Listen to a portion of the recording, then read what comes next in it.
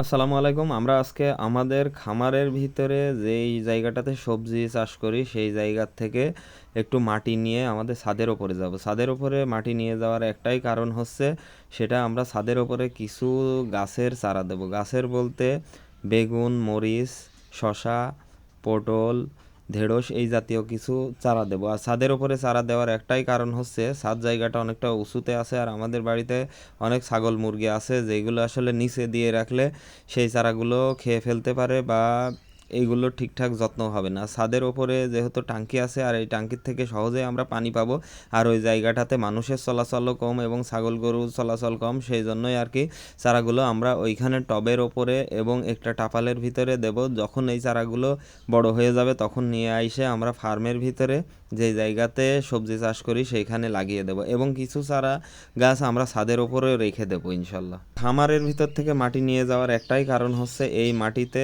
আমরা হাঁস মুরগির বিষটা দিয়ে থাকি। আসলে এই মাটিগুলো অনেক উর্বর, আর এই মাটিগুলোতে কোনো সার ব্যবহার করা নয়, যার জন্য এই মাটিতে অনেক শক্তি আছে। আর এই শক্তিওয়ালা জায়গা বা জৈব সার সমৃদ্ধ মাটিতে এই ধরনের বীজ বপন করলে এই ক্ষেত্রে দেখা যাচ্ছে যে এক্সট্রা কোনো সার বা বীজ দেওয়া লাগবে না, আর এই চারাগুলো ভালো গজাবে এবং পরবর্তীতে এই চারাগুলো লাগানোর ক্ষেত্রে দেখা যাচ্ছে যে আমাদের অন্যান্য সার ব্যবহার করা লাগবে না। যেহেতু যদি গোড়ের থেকে এই চারাগুলো সুষ্ঠুপুষ্ট হয়ে তৈরি হয়ে যায় সেই ক্ষেত্রে দেখা যাচ্ছে যে ফসলও ভালো হবে এবং গাছগুলো অনেক ভালো থাকবে। আর আমরা আমাদের ছাদের উপরে কিছু গাছ বা লতা পাতা জাতীয় সবজি রেখে দেব, এই জন্যই যে এই গরমের সময় ছাদের একতলা বাড়িতে একটু গরম হয়, আর এর ওপরে যদি আমরা একটা মাচা করে বান দিয়ে দিতে পারি সেই ক্ষেত্রে দেখা যাচ্ছে যে ঘরের ভিতরে হিটও একটু কম হবে, এই জন্যই আর কি এইখানে এই কাজগুলো করা।